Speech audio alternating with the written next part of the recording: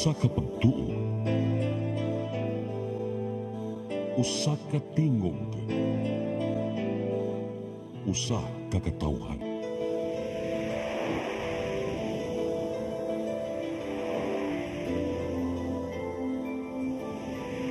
Cebu Catholic Television Network. Live gikan sa Cebu Catholic Television Network, Channel 47, nag-iusarang katolikong istasyon sa tibok Asia nga nagbase sa Queen City of the South, Cebu. Mudalit din tulumanon, Sairi, uban nilang Atty. Noemi Truya Abarientos and Ryan Mark Burinaga. Sairi, tulumanon nga matulun-anon, pagkalingaw ug labaw sa tanan, makahatag og higayon sa katawhan nga makapadayag sa tagsa-tagsa nila kabaruganan sa matag isyu nga atong tukiyon. Kini ang Sairi.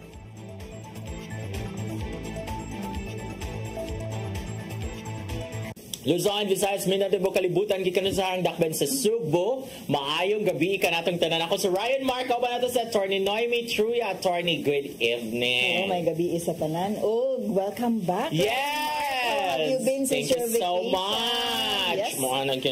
Inspired ako, kayo. Ako ang tapan sa pagkakaroon. Oh, blooming good ni siya and glowing. Speaking of, hello to Gerbert Rosino, atong #1 fan nga medtech kanang nasa Manila kay nangita jud ngano may Sairi live pagka Saturday. Hello Gerbert.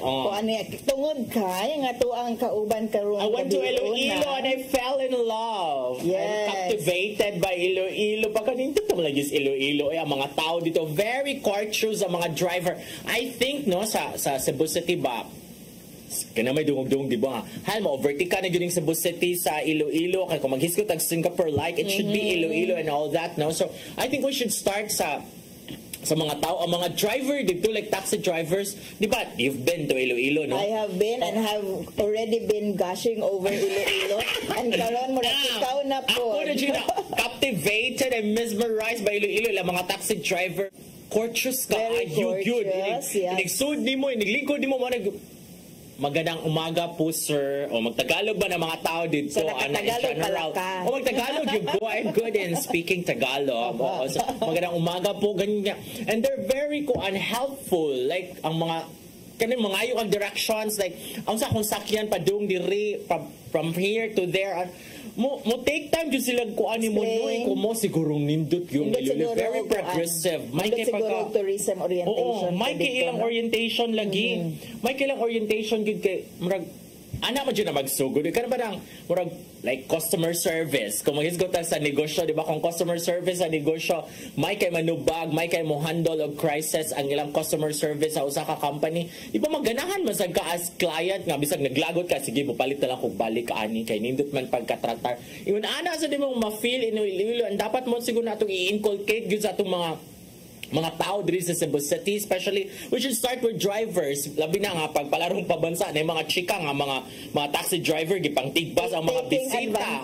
Gikan sa Pantalan padung sa padung sa Abellana pila to gi-charge 300, 200 unya i-turn out kung imo jung kwentahon by metro kanang kuan ra siya kanang 80 to 90 ray mo mabayran ingon ana, no? So it's very contrasting ang atos Iloilo kay although na sila inaana sa like mo to as airport thanks the standard price kung van or taxi ilang pangayo 600 gyud because daw kanang wala na pasayrong siguro inigbalik. Oo, nila ang airport, no? Yeah, murag standard na siya nga price. Standard so, wala ka na tigbas. Oo, ilang na siya iyahang price. Pero when I got there, kay kanang nag-metro ba yung ko ni ana kanisad siya nabilib jud ko ani kay ana gyud yung babay katong murag coordinator sa mga taxi ben siya, sir kanang diri lang ka sir kay kanang metro man imuha kay kung mga kag resibo iko ay magresibo ko may mo refund ana do I liquidation dapat. So siya nga diri lang ka sir kay kung kani mo ha muhatag ko nimo resibo fix gyud ni amo 600 iko sige nga tas metro niya ako nabayaran kay mga 400 and then mo plus 50 lang ka because ang ilang metro dito 50 man 50 naman ilahang dito ang patak ang si tawag ana kanang flag down rate flag down rate ana. So pero pwede ka mo sakay og van from SM City Liganes to the airport 100 pesos only per head. grabe nimo pagka-maximize ang imuhang Ay, transportation dito, Grabe no? kay ko na because Impressed kayo si when you Ryan are in a new place, transportation diba? sa Iloilo. When you're a stranger to a new place, kay ka dapat mo blend in with the locals gyud ka. So mag-jeepney ko first 2 days mag-taxi and then ako mga friends dito kana basta sila mga trabaho no. So ako rin maglakaw-lakaw dito. Inko nga dili ra ka na ihatod ka na mo ko dili ra ka na magsakay ra ko jeep unya kung mawa ko munaog ko ni mawa ko masakay mabalik sa kus lugar din ko dinaog para mo adto sa kumusakay. So, kuan gyud ka, integrating with the locals, I've explored Iloilo City lang kanig sige magkukuan First dito. time nimo dito? Yes! Oh my God, I'm coming back! Humana lagi ko og gushing over Iloilo nya karon si Ryan na Oh, po. nindot kaayo ang Haru Cathedral. Oo, nasa... So you went ko anapod kanang church hopping dito Yes! and you went to church. I went to of kuan course. every day.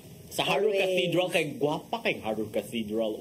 And people there are very religious. Daghan kay manimba sila mga morning masses kay morning mo jud ko mo simba 5:30 lang first mass, then ay 6:30 na sad. Daghan kay manimba. Mga magtiayon na noon, mga bata, mga estudyante ko, hala, mapuno-puno ilang cathedral. Dako yung cathedral. Hala, lupig mong Cebu City nga. Supposedly, Cebu City is the heart of Christianity because nabi diri ang Magellan's Cross. Na diri ang Santo Niño, Oh. no, which is very historic. Bag-o na ba og palisiro ng Santo Niño regarding October sa 1. attire, no, nga dili na gyud pwede ang sleeveless, Yes, shorts, nara exception gamay ang above the knee nga kung part na sa imong uniform, pero otherwise, no, kuan gyud na siya. Kinahanglan in proper attire, wala na shawl Which is good. Paabangan or ibaligya diha sa gawas. So when you go to Santo Niño, by the way, you should be in proper attire. Applicable also to tourists. Which is proper. Dapat lang Sakto yun, na po no? siguro, no? Yes, because simbahan magkunay mong atuon. So nga nung mag-short mang ka in the first place, it should be, mo ginanaasi mong huna-huna dapat, no? Prime kuan ba, thought na, I'm going to church. So dapat, sa ato ang mga naandan, Sunday's best biya ginigingos sa itong mga lola, mga lolo. When you go to church, it should be Sunday's best, your best attire. Pero, di ba sa pwede ka na mag-Sunday's best, kita kada adlaw, di ba?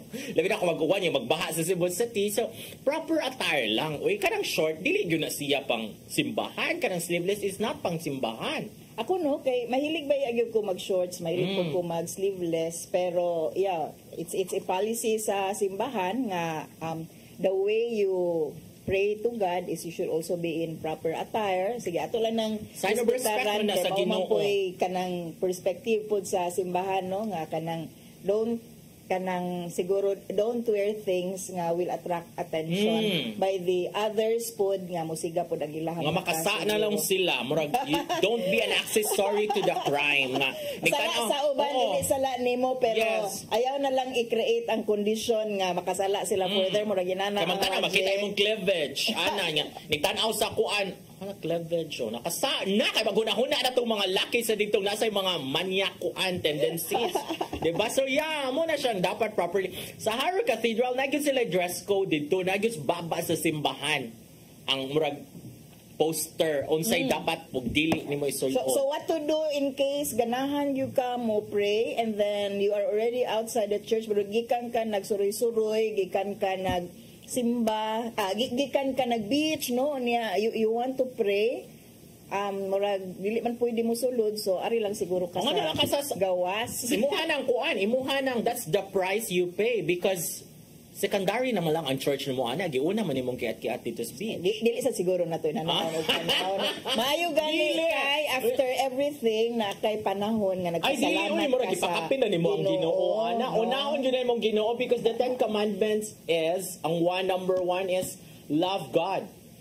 Para nako it's not sayop ha, it's not sayop nga somehow you decided to pray and you are not in your attire, saktong attire kay you could actually pray anytime, no, and siguro lang dispitaran lang nato ang simbahan kung naagyo kay dress code, ay na lang dili ka mo insister kay prayer man good food is very personal to God. You can also pray to God in your own personal way. Yes. Siguro. So, yes. Ayaw na lang insister og sulod sa simbahan. Ako ay, although ganahan ko mag-shorts, ganahan ko mag-sleeveless, pero I don't feel comfortable, Jud, going inside the church in that short attire. Nasa na yung mag-video ana. Hindi ka October 1 ang implementation. Although I do no I do wish nga sometimes di manggod nimo makuan, di manggod nimo prevent nga wala gid actually sa imuhang itinerary, and then you just decided nga uy naay simbahan, I will pray, and you are not in your proper attire. Siguro on those conditions pangita na lang paagi nga kanang you will be in proper attire when you go to church. Ito na mo sa Magellan's Cross na masida ka na maligyan kandila tinha.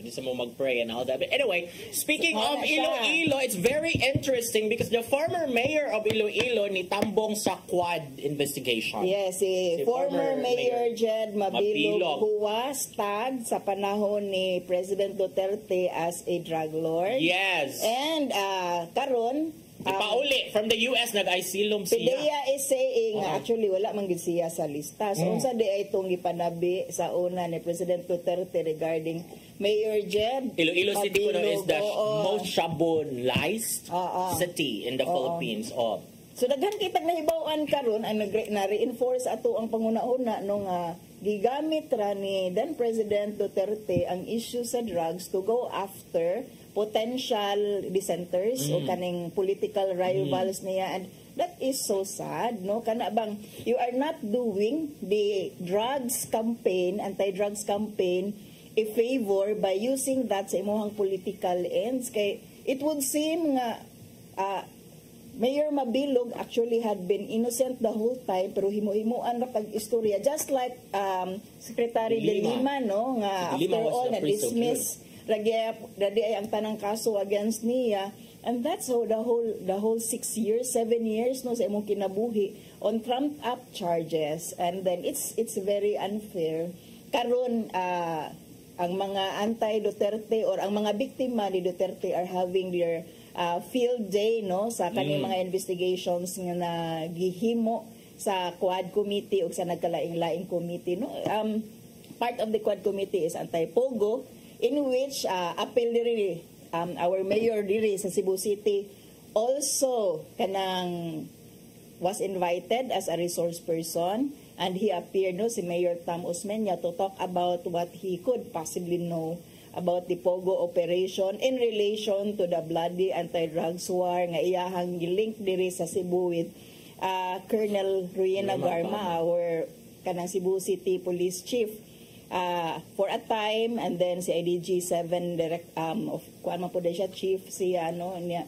It's really disconcerting nang gamito ng mga posisyon to go after political rivals and gamiton ang issue sa drugs to be deadly to justify all the killings. Okay, it's very interesting kaning kang Mayor Mabilog kay kung nibalik pa to siya because accordingly sa iyang ang balita raman sa kunabasahan sa Rappler, no, but mo ni yung testimony dito sa Congress na he was in Japan, and then gitawagan siya dito ni former PNP chief Bato de la Rosa. He's now a senator. Ginan siya pauli diri kay innocent man ka.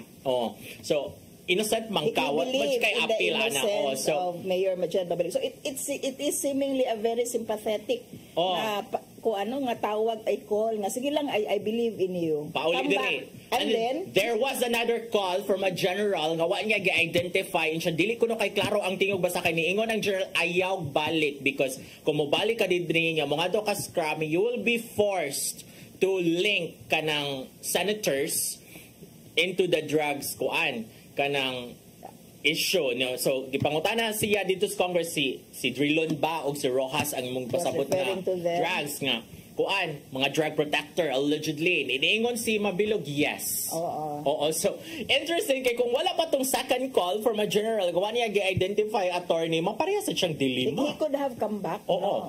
Mapriso siya. Kaya di pa siya mo angkon. Or worse, he could have been killed kung di good siya.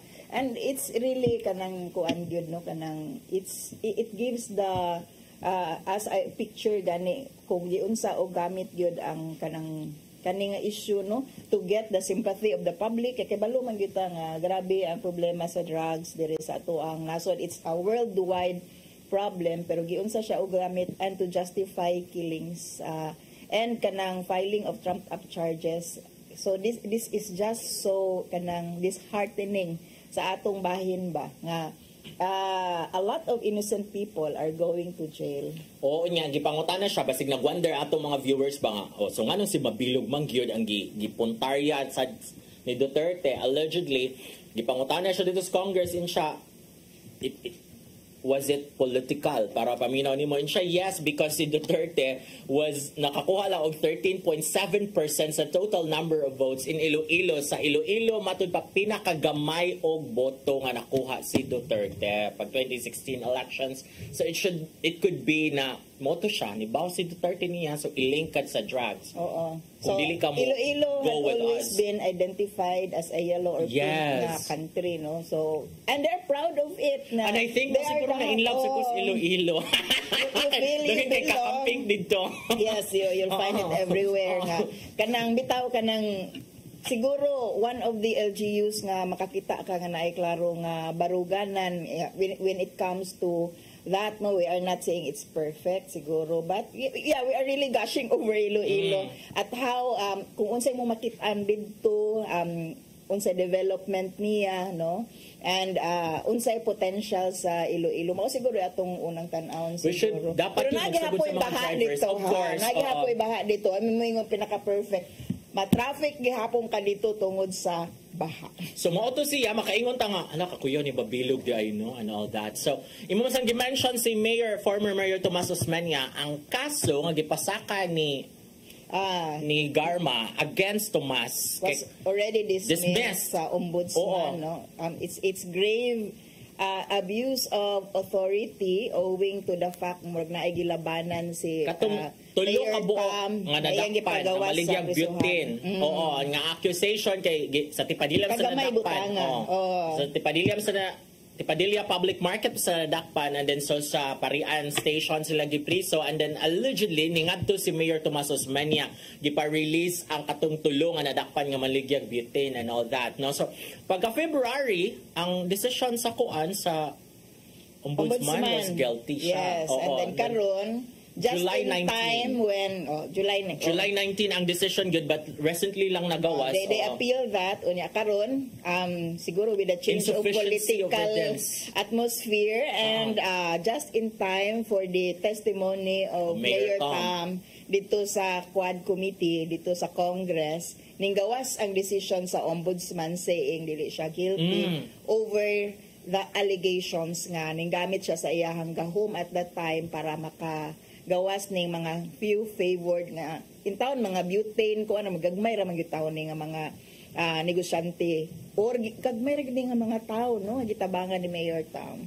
Wala siya kuno na prove nilang Garma or sa prosecution na mo to gibuhat ni Tomas nga murag gamit sa iyang justice nga gamit sa iyang gahom yun no so, para ma-frustrate ang ends of justice mo man na siya ang obstruction of justice no ay enforce nga balaod unya na ay nagbabagbabag mo na ang kaso obstruction niya napay grave abuse of authority no kana administrative sa ombudsman, and we are actually glad with the investigation sa Quad Committee karon sa Congress, no matter ba sa kanang allegations karon ni also VP Sara nga gigamit ni nga mga investigation, gigamit ni nga mga hearing no sa pagtira particularly sa iyaha, and probably against the family. We can see that no, pero dapat manggod manubag ang mga tao, and if this is the way para makatubag tong mga accountable tungod sa ilang ipanghimo a few years back, those who thought nga they could get away with it forever. So now is really the time of reckoning, and you can see a lot of that sa mga comments no nga tingbayad na gyud ron nga panahon, and siguro ato ning gamiton nga pamaagi as a way of giving justice to those who deserve it no. Biktima sa very very bloody nga war on drugs no. Biktima sa human trafficking sa kaning pogo operations, which by the way kung tan-aw nato nagmatrace nato nga nanaghan sa panahon ni President Duterte and thriving karon and being investigated no, extrajudicial killings. So mao gyud ang panahon kung nagtuo sila ug nag-ingon sila nga kung wala kay gihimo nga dautan, wala kay angay kahadlukan, mao gyud ang panahon nga mo apply nagbalik sa ilaha ang ilahang giingon nga kung wala kang ginagawang masama, wala kang katatakutan. So kung wala gihimo nga dautan ang mga tao nga seemingly gipanggukod karon, the highest level is murag si VP Sara, no, Duterte, wala ra gid po sila angay nga kahadlukan. I think VP Sara was one of the controversial figures pod karon ray, no. Karon nga si manahon na kay she preferred nga dili mo take og oath during the hearing sa iyahang budget, no. She ought to justify nga nung nangayo siya 2.1 close to 2.1 billion pesos para sa iyahang sa iyahang office kay with all the projects. Pero wala man niya ma-justify and saying lang gamit ra ni nga hearing para pagpanggukod niya. I think it was bad nga wala siya mo take oath kay technical lang. You don't kanang subject to oath taking imuhang resource person. No, only witnesses ko no nya di man kuno siya witness as a resource person. I think it is very bad. Bad kaayo ang image nga iyang gipakita nga iyahang mga underlings nag-take oath, siya naglingkod, and it's defiance, no? She's the second highest official sa land, justifying the budget sa iyahang office, and yes, she did not want to tell the world nga, yes, I'm willing to tell the truth. Yes, kanang kuan siya, murag mga technical kuan, mga maneuverings ba, pero usara magyud dapat ang buhaton ni VP Sara dito, pangutanon siya, motubag siya kung unsay gamitan nimo sa mong kwarta, unsay gigamitan nimo sa mong kwarta. What happened to the money murag before? Siya, liquidation and explanation. Explain ra siya, no? And katong iyahang pag-refuse to explain unsa iyahang libro dito sa Senate, katawanan gyud kayo to. Simple lang yung kayo kung itubag lang siya pag first nga it's about friendship, values of kanang give and take, acknowledging. Wala ang tatumad ako nga issue pero anong dili ka ka-explain. Karon na sa dili siya motubag. Saying nga politika ni nga karon di na po siya motubag diri sa Kongreso. Ato gyud siguro ning i-examine kung sakto ba ni pagkabutar sa ato ang Vice President. She is defying no her own government, no.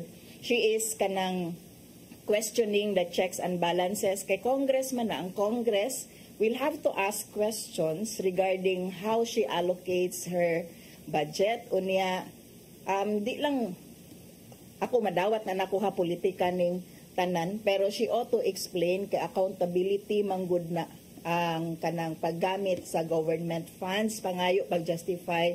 Dili man hide under the kanang phrase lang o politika ra ni tanan by justifying in justifying anong dili ka motubag as unsay mong gigamitan sa una o unsay justification sa imong paggamit aning future nga ang iyahang budget as noted by congressmen pwede man gud iadto sa lain mga departments.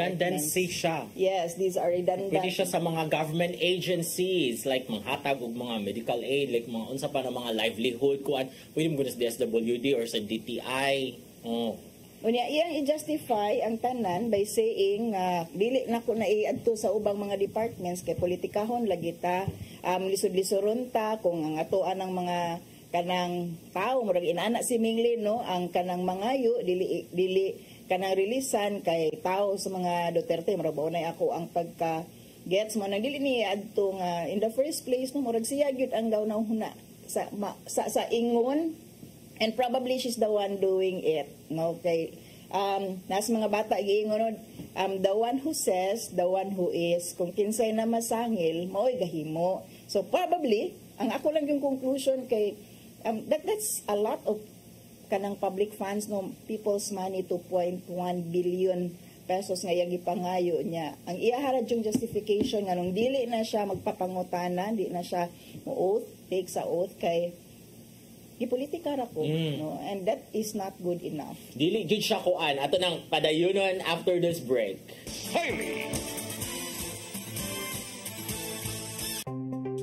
Discover the beauty of the Philippines.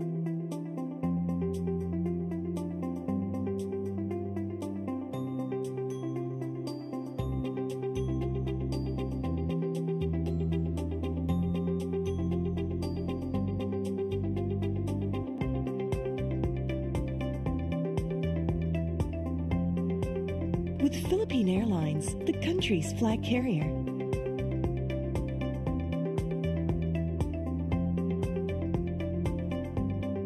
The airline that lets you feel the warmth of the nation.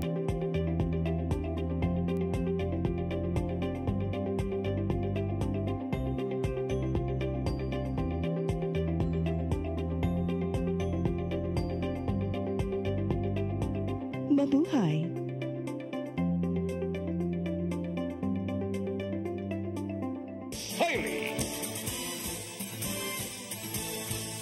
Okay, ning balik namin ni Ryan, daghan kay mig hisgutan, murag cover na namo ang tanan siguro no, ug daghan pa kay mig mga side comments diri. Kuan lagi kami, we are very political here. Napay kuan gani gidismiss sa ombudsman ang graft case against sani?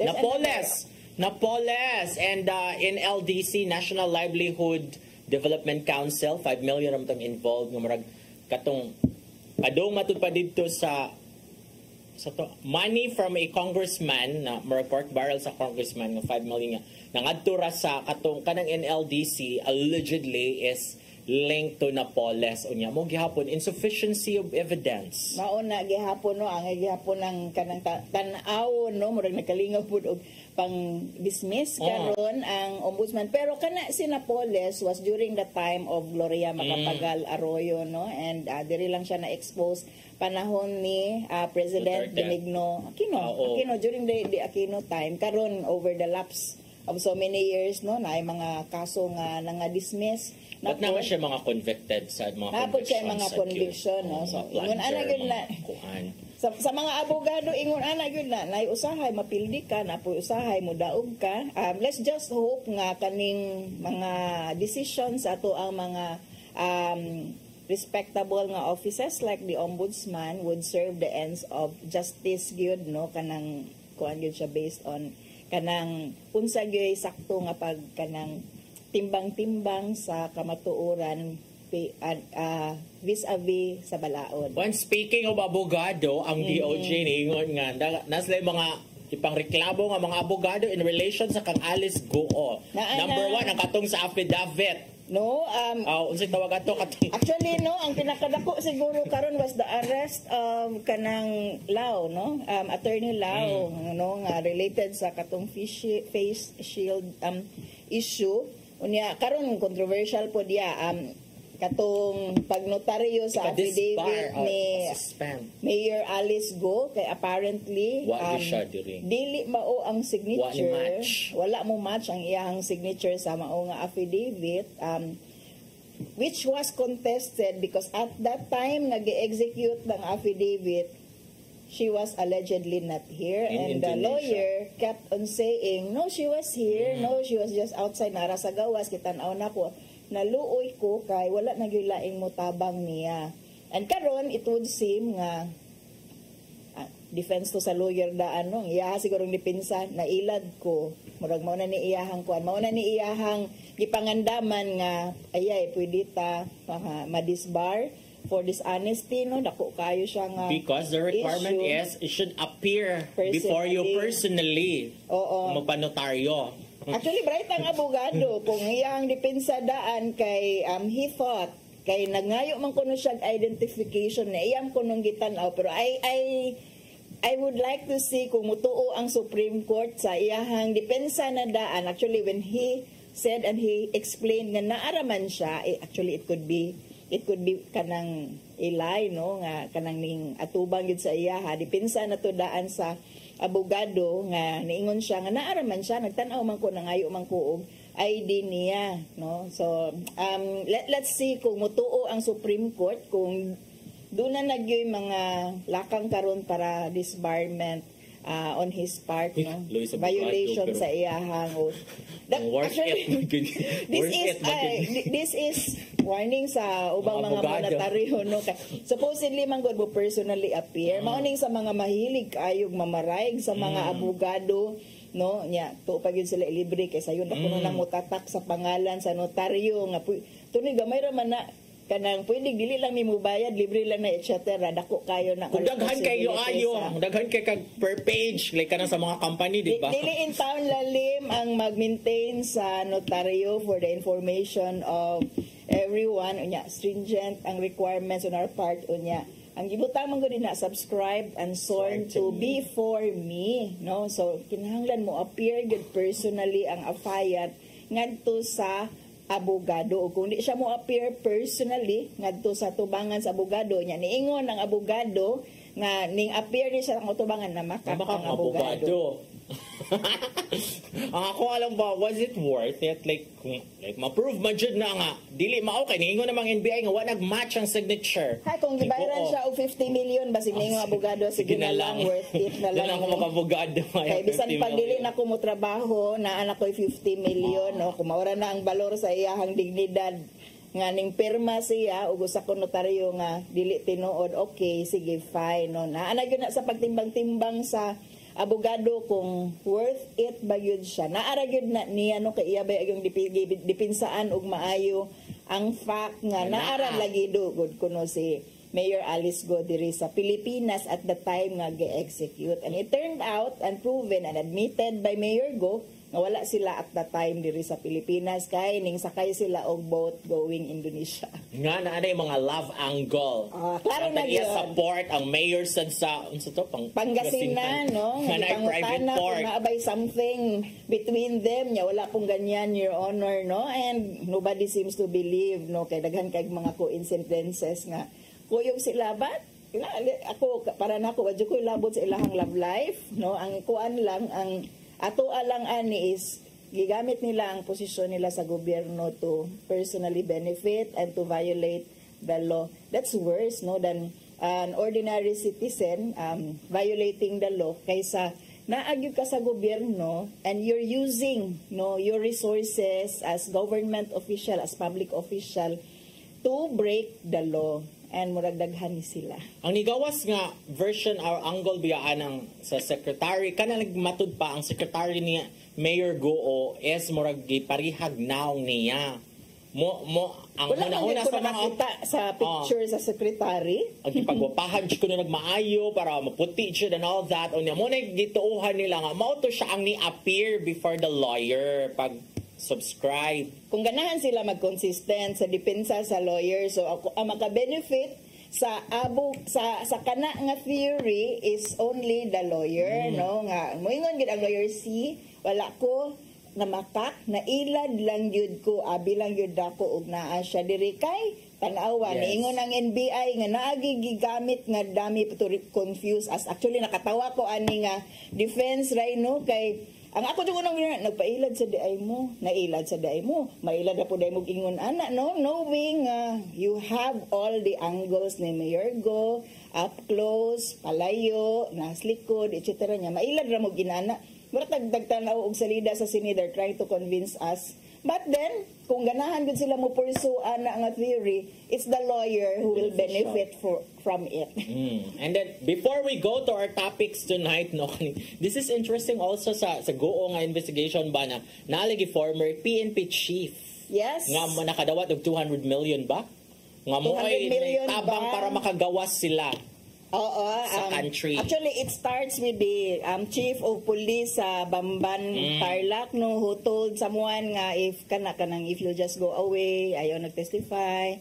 And then karon kay napoy former chief PNP nga ning tabang ni Mayor Go para makagawas sa nasod, and it simply goes all the way up, no, if this is corruption, bisag ka ng friendliness, bisag wala pa yung money involved pero gigamit nimo imong position to help someone get away from the law, from the long stretch of arms sa balaod, that's still corruption, no, in that sense. So kinsa ka ni to the point nga na defensive si former PNP chief Bato de la Rosa. Yes. Dito sa Senate hearing katawanan kay no, actually pag first nga mention ana he kept on coming back to the wag yun siya appeal sa committee, but then makadungog first time siguro niya nakadungog nga naay former PNP chief ning sulod sa committee hearing ning lingkod og gi-ensure gid in town niya nga dili daw kuno to siya inan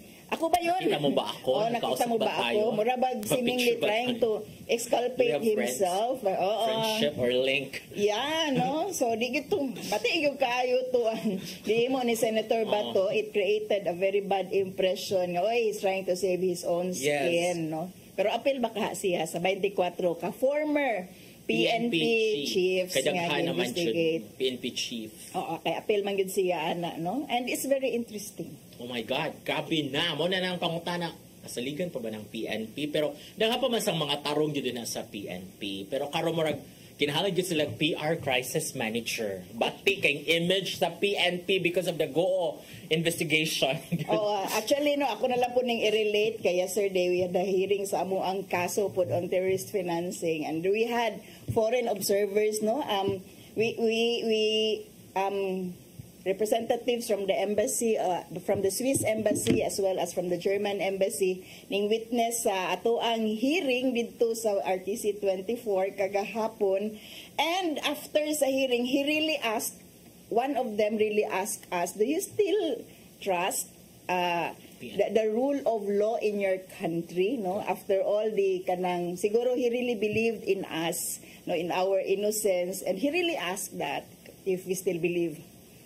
And it's something to think about, no, with all the corruption and it's kanang all everything you see nga the vice president is not responding to an request for an explanation sa iyang budget, and you'll hear chief PNPs involved and supporting the criminalities, no, of Chinese nationals for that matter here in the Philippines. Maka-question yung ka, kung sa pa ka-epektibo ato ang balaod kato si Colonel ba, katong anti-drug czar, nga niingon nga PNP is the biggest crime no? syndicate. Oo. Syndicated crime. Mauna, murag pinakatako nga kuan mafia. O kato siya, and then katagsugod niya. Si Colonel Espinido, who is Yes. on floating status, despite his very kanang colorful nga performance achievement sa anti-drugs. Yeah, and he is on floating status. Siya jud ang baba jud mismo yung the biggest syndicate, and then here comes this chika na a PNP chief was involved sa Kasi paggawas tinuod dito. yun. And so lisod jud na. Daghan yung kayong trabaho na nga to ang PNP sa That's why I'm saying pagkakaroon. na kinahanglan siya mo PR crisis manager, and I will not take that job.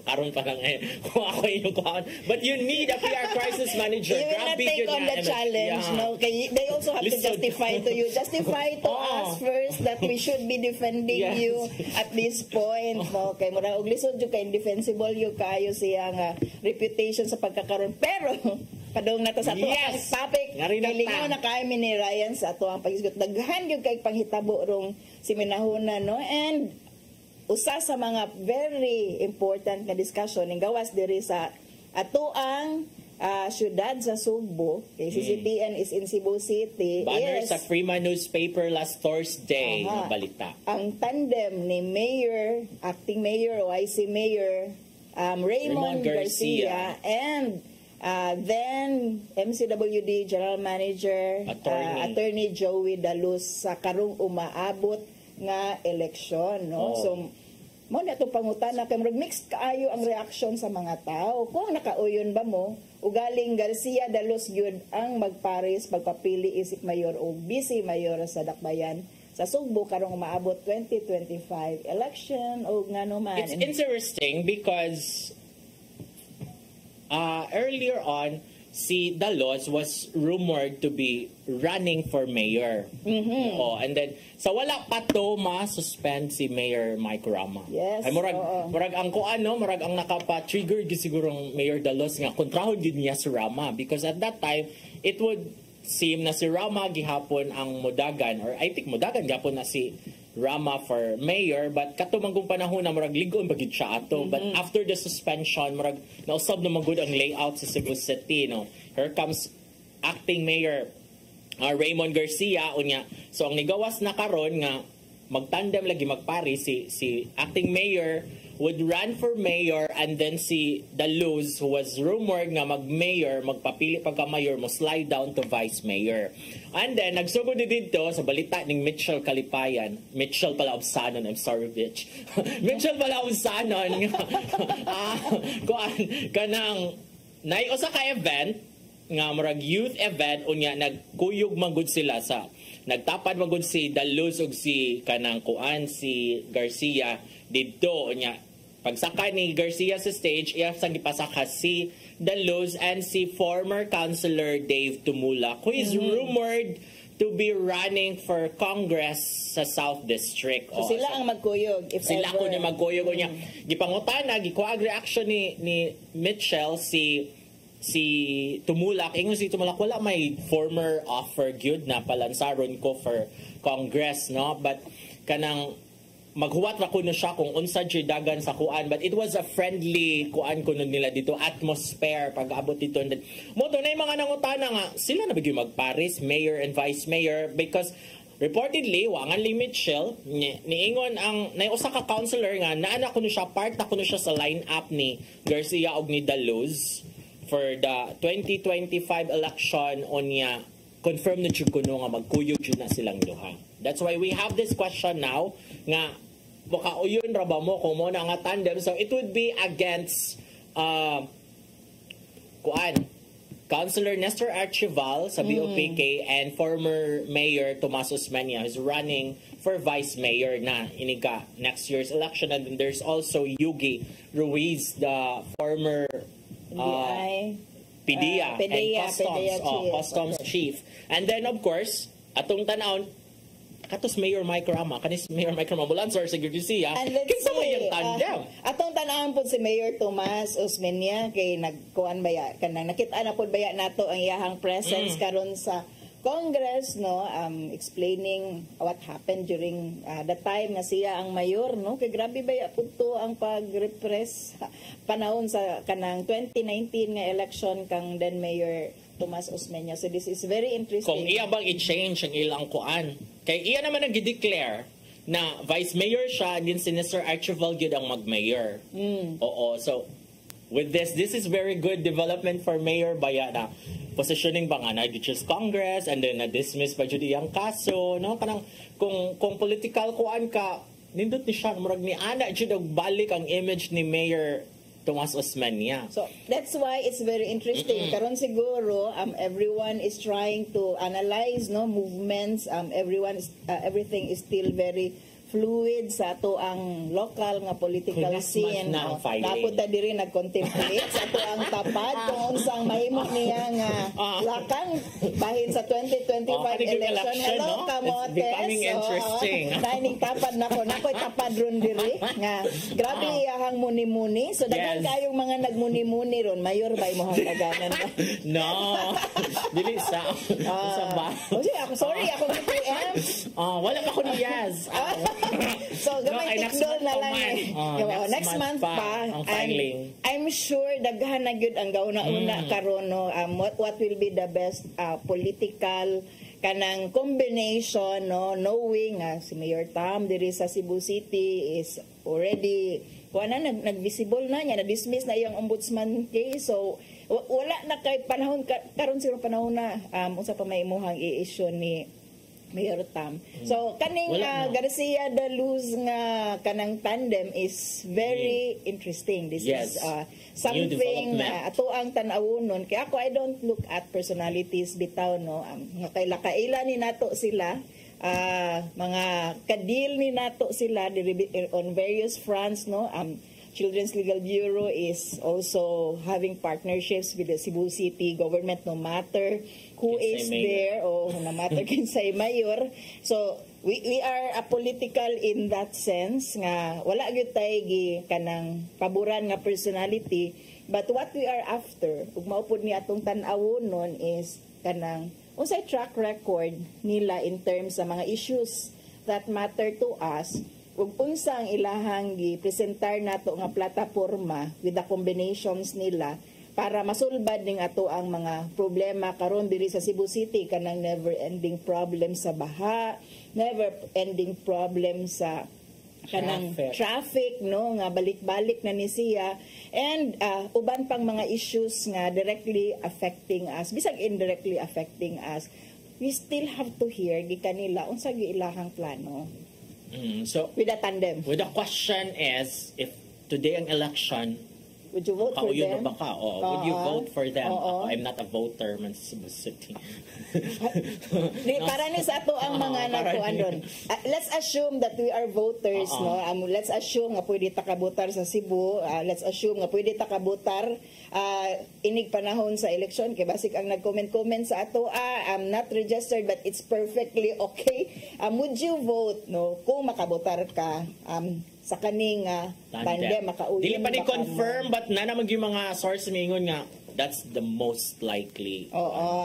Akong bahin kay scenario. It's very early no kanang sayo pa kaayo. That's why I said nga tan-awon pa nato unsa di ay ang ilahang ipasalig na pud nato no, and atong tan-awon unsa pud ang track record kay mayor moingon na lang kita si mayor ni si Alvin si Raymond, acting Mayor Raymond Garcia had been acting as the mayor for the past 3-4 months na, di ba? October 1 to 8 man din filing. Yeah.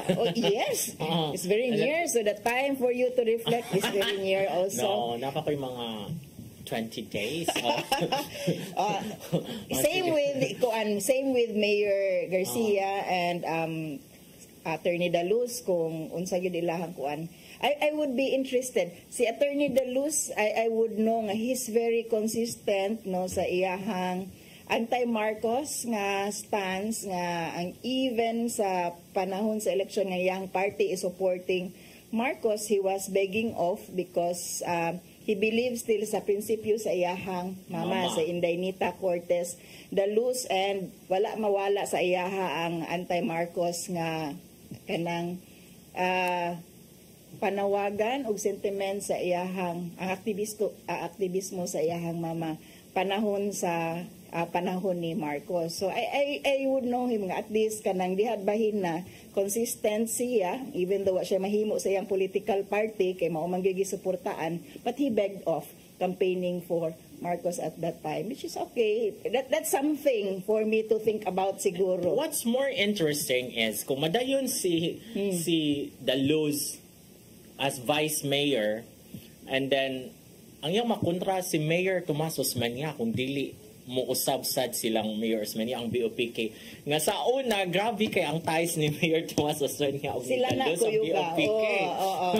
Ya karon magkontra sila sa politics like there's nothing permanent, only interest. And it's nothing surprising po diri sa Cebu City no kay actually even Mayor Tam and Mayor Rama had been allies sa una no for the BOPK, longest time yes. with BOPK. Karon grabe ang changes sa political atmosphere o political scene. But I know nga personally kung naaragin siguro sila sa ilahang mga dili ni sila mga politiko, they're friends. Yes. With the social status they're holding, they're friends no, pero naamang sa posisyon karon nga away-away tungod sa politika. So let's see, no, walay permanent friends, walay permanent enemies. Only political interest. Para lang yun nako, wala lang yun pa enough nga basihanan kung mubutar ba yun ko sa tandem, kung makabutar ko diri sa Cebu City, that is, sa tandem nga Garcia Daluz kay gawas nga speculation ni, wala pa ko'y nakitaan nga giingon nga plataforma or plano nilang duha, even individually siguro sa side ni Mayor Garcia and ni Attorney Daluz kung unsa gyud ilahang plano when and if they will run for those positions. Wala, if it's a yes or a no, maingon pa kog no pa. Ato ning balikog pangutana inig ka me after October 8. If we will know already no kung mudagan ba gyud sila. Humana man ang filing. But sa pagkakaroon with the performance and with the kanang how I know them, wala pa kanang convince me first. Wala sa tay basihanan para mo ingog butar kay kana is the positive action manggod ang kanang mubutar nga gipangayo. Okay, so our let's next see. topic. Yes, ano yung reaction? murag wala pa ning react diri sa ato ang Facebook site. kabahin ani no murag parehas ra ni nag-reflect pagihapon ni ang ato ang mga viewers regarding sa tandem nga Garcia Daluz. Arita sa sunod nga topic which is actually mao topic sa Cebu Press Freedom Week. Karon nga si manahon na no is the Cebu Press Freedom Week.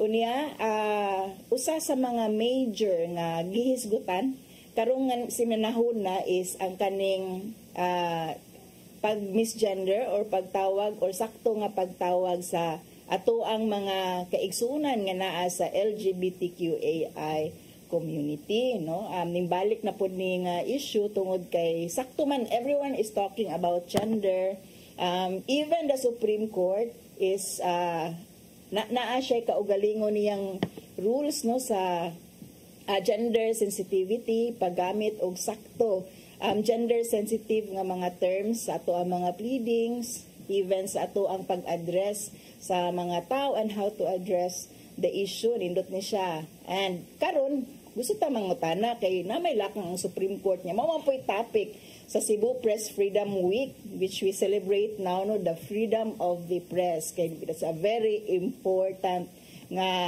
hisgutana no sa among dili ra ni sa press ang kaning press freedom is for everyone is your right to express. Ang ayan ba nga i-appeal sa leksyon sa mga estudyante ang gender sensitivity appeal na ang sakto nga pagtawag sa mga sakop sa LGBTQ+. Ug ngano man, akong unahon pangutana si Ryan. Shotgun ni Ray. For me, it's too early sad nga himuon jud siyang leksyon or part siya sa curriculum kay wala pa man gud siya i-acknowledge gud sa Philippines gud na there are two genders lang. Like sa Miss Universe Philippines gani ingon gito sa Shamsi before na dili pa ta pwede magpapil og transgender because there are only two genders in the Philippines for now, male and female. So I think I'll wait for the legal kuan but we could start man as parents, not necessarily sa eskwelahan jud siya. No? So it should start lang sa atong mga balay ba as parents na you explain to your child na mao lagi mo balik ta atong to sa una nga kung ang imong tanaw anang kuan is babay na siya, nagbinabay na siya sinina, ta siya buhok, makeup na siya and all that, and she's a mom or she's a she. Oo, and then kung lucky like for me, I'm gay onya. Di man chukog naong babae, buksidor man chukog naong. So I'm a sir kung magkinahanglan kang kuan. So I think it should start from there lang sa family. Di siya necessarily include sa curriculum ni gud siya nga imo na gud siyang leksyon. Para nako no, it's high time nga i-appeal siya kay it's a very misunderstood nga concept. Ako as a gender sensitivity nga resource person at times no kay appeal man gid ni sa ato ang pasabot sa mga kabataan regarding gender and ato ang mga partners. Dili ra gani siya hisgutanan sa LGBTQAI, no? Hisgutanan gid siya on how we see man and woman, their roles. Pinakauna nga discussion, if I must present the curriculum sa kaning gender sensitivity is pagsabot sa distinction between sex and gender, which dako kayo na og diferensya. Nako kay siya nga pagka-misunderstood kay maglibog gid bitaw ang mga tao unsa ang sex, unsa ang gender. Kay sex is biological, it's only male and female, no? Male female is either vagina or penis. Although nailang cultures nga medyo mix up na, pero for now no, it's really biological, vagina and penis na siya ang iskutanan sa sex. But when you say about gender, that's the orientation, the way the person presents himself or herself, that's a sexual preference, it's the gender identity, it's the expression, which could be man, woman, lesbian, gay, daghanan na kanang mga pronouns. Napanay queer, napanay androgynous, no? Kanang wala kanang dili ganahan i-distinguish, wala diferensya. These things spring from the fact ako as a gender discussant, ako gyud ning i-link with the katungod no human rights sa mga tao, which we also want people to understand. Pag respetar nimo sa mga tao nga kanang part is the respect for the expressions, part is the respect sa preferences sa mga tao as to how they present themselves niya. Grabe ang confusion sa pagkakaroon as regards that sa mo lugar. Apparently na ay mga dili ganahan og bayot, dili ganahan og tumboy, which mugawas actually sa mga comments, no. There's fear, there's that imposition sa imong religiosity nga kanang gamiton para to suppress the expressions. Daghan kaayo og angay hisgot nga magsugod ginagmay mga na pwede ra man gyud nato isgutan in the curriculum. I approve, no. I'm okay. I'm actually advocating nga ma-appeal siya para masabtan sa pinaka-basic sa mga bata. Face by face ang understanding sa discussion on gender niya. Important kay nga kung bata pa makarealize na siya nga actually it's all about respect for a fellow human being. Ang kanang hisgutanan sa gender niya i-integrate ta gyud na sa curriculum kay diri pud sa mga school age children ang kaning bullying tungod kay bayot ka, bullying tungod kay tomboy ka, no, kay mga bata mismo need to understand. Yung usahay ang mga bata kay masayon explainan kaysa ginikanan. While I agree nga we start with the family, na po tayo mga gender sensitivity lectures sa mga communities. Dapat pasabton ang mama ug ang papa, no. We are getting there. We can use media para ana, and it was a good discussion sa forum sa Cebu Press Freedom yesterday, no, regarding educating people. Ang atong pangutana ron kung aris eskwelahan if high time na ba nga atong i-appeal. For me, it's high time kay our school children should also understand on the premise, no, nga respeto ni sa katungod sa mga tao. Oh, pero it's going to be an uphill battle gyud kay kanang Department of Education inig usaban na sa mga kuan man sa naam sa may legal basis ani. No, male and female pa man jud ta sa Philippines. No, sex is different, ha. Sex, a gender sensitivity. It's a male female ra gyud na siya, and I always assert kay ang naamang mura og naapoy moves nga bisag sa mga birth certificate gender ang ibutang, but gender is the identity sa tao. Lahi na siya sa sex, and you would not really know that until mudako-dako na ni siya kanang naanan siya iyahang own person. Ang imurang ma-determine at birth is sex. It's either male or female. You just have to identify if it is penis or vagina, which wala, non-contentious na siya. Arita sa gender, which kinahanglan na gyud nato nga hinay-hinayan o discuss at all levels. Parents, no, and in school, especially kay mas open man, we start, we give lectures to teachers para pod ma-explain appropriately kay magsagol naman ang ato ang kaugalingong biases, no, kaugalingong religiosity, ato man yung i-link up ang pagka-religious with kanang lecturing nga dili nimo ngay usbon ang imuhang pagkatao based sa imuhang sex, no, kay kinahanglan kung penis ka maura gyud ni imuhang identity, kung vagina ka maura gyud ni imuhang identity, which is not when we talk about gender. And kinahanglan gyud ta og more forum pa, more fora para mahisgutan o mapasabot yun ng issue sa gender, no, para masensitive ta. Aside sa distinction between between sex and gender, we also discuss unsa ang mga institutions nga nagperpetuate aning impositions, aning nga social construct sa gender, no. So nindot kayo ni siya nga discussion. You have the media, you have school, you have the family, no, you have the community. Church is also one of the institution nga maka-perpetuate sa construct regarding gender. Appeal na sa isgutanan sa gender sensitivity is unsa ang problema nga mo arise tungod aning ato ang pag-distinguish o pag-impose o social construct o kaning construct upon certain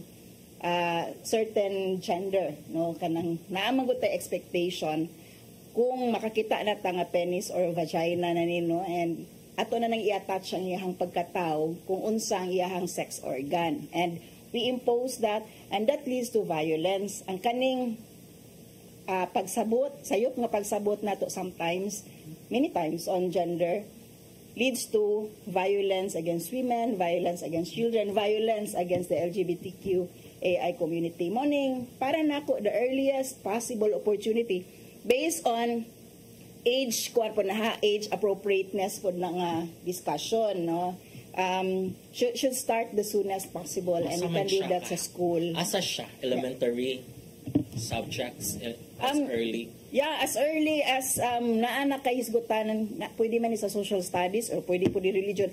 And I would take this opportunity, when you say i-mainstream nimo ang hisgotanan sa gender DI, dili siya kinahalan nga separate. Pwede ra gyud na siya nga integrated sa imuhang mga curriculum. Number 1 is kaning mga authors. Pwede nimo pahimuon sila og activities, how to construct gender sensitive nga mga sentences, no? Sa science, probably kuan nimo temper nimo imong lessons based on that perspective, no? Actually it starts with the consciousness, no? Kung kaning ato ang lesson ba is perpetuating social norms nga ning resulta og violence, no? Daghan kay pamaagi nga ma-integrate siya, dili kinahanglan siya nga separate discussion gyud nga kani gender sensitivity good ni, no? It's really integrated. That's why it's very important for DepEd to be part of this, kay school is one of the institutions that can help a lot in kanang perpetuating, negative ang perpetuating, promoting gender sensitivity in various fields. Dili kinahanglan separate siya nga kuan, dili siya kinahanglan separate subject, no? Pwede gani siya kanang sa GMRC, no, nga ato ang mga kuan kanang good manners nato, kani katong misgendering issue, sakto ba good manners ba ang kaning pagtawag sa usa ka tawo based sa unsay iyang preference. Kay ultimately ba na unsay iyang preference, iyang kaugalingon, bahalag matun kay siya tan-aw pero ganahan siya tawagon nga ma'am. Of course ikaw tanaw kaniya matun man, so mag-share ka, but once makorek, mingon siya, pwede ko tawagog ma'am, wa man po inawaan nimo. Actually, kung imo siya tawagog sir, ma'am, unya matun kay siya, wa man po mawaan nimo siguro kung imo siyang tawagon as such, no, kanang respetar, iyahaman na nga preference, dili lang gid siguro i-impose, dili lang gid siguro angay ikasuko. That's why it's really important nga naatay discourse, naatay discussion on this matter, kay kuan man siya nga concepts pa sa pagkakaroon. Very intellectual pa siya nga concepts. Kinahanglan pa siya nga i-apply na to properly, even among those who are conscious, no? And naapagitay mga concepts nga kinahanglan ma-align sa ato ang paningkamot nga ultimately naatay pag-respect, no? Respect man gyud ni sa usag-usa ang importante. Yes, so actually pwede ra bigyan siya i-lobby na lang siya, no? Imo siyang Senate inquiry.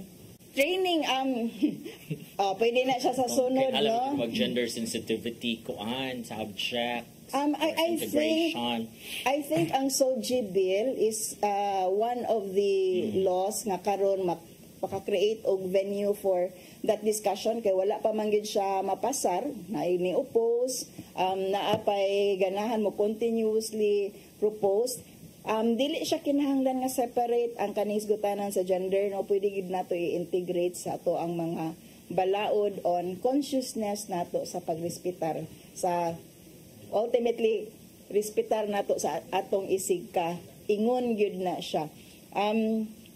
Siguro para nato dili gikinahanglan kung makakoso siya confusion, pero the confusion for me should be the reason enough nga kinahanglan siya nga ma-explain the soonest possible time. Ang gender nga issue is not only intellectual nga discussion, it's practice and it's a way of life founded sa ato ang pagrespetar sa usag-usa.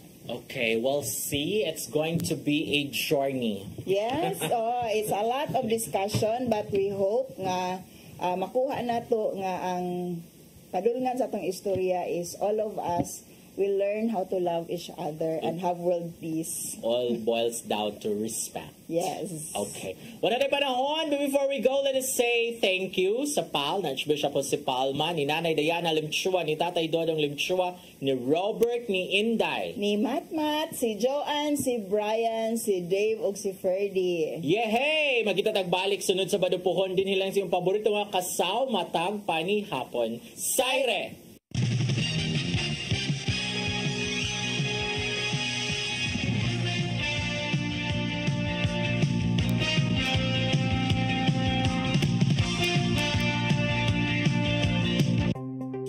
Discover the beauty of the Philippines.